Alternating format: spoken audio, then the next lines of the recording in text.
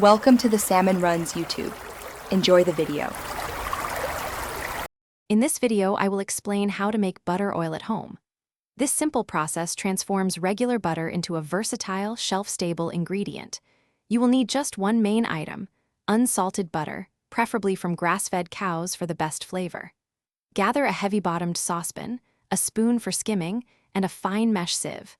Making your own butter oil is incredibly rewarding and surprisingly easy, taking about 20 to 30 minutes of active time. To begin, place about 1 pound of unsalted butter into your heavy-bottomed pot. Turn the heat to low or medium-low. The key here is patience. Let the butter melt slowly and evenly. As it melts, it will begin to separate. Do not stir it at this stage. Soon, a foamy layer will form on the surface, indicating the water content is evaporating and the milk solids are beginning to separate.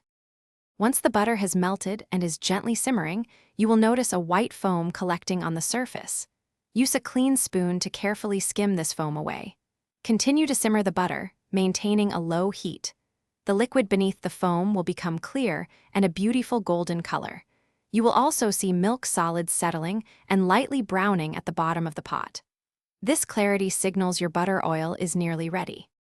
After the butter oil is clear and the solids are browned, remove the pot from the heat. Allow it to cool for about 5 to 10 minutes. Now, carefully pour the warm, golden liquid through a fine mesh strainer lined with cheesecloth into a clean, dry, airtight jar. Discard the strained milk solids. Properly stored at room temperature, your homemade butter oil can last for several months, offering a rich, nutty flavor to your cooking. Thanks for watching. Consider subscribing if we helped you.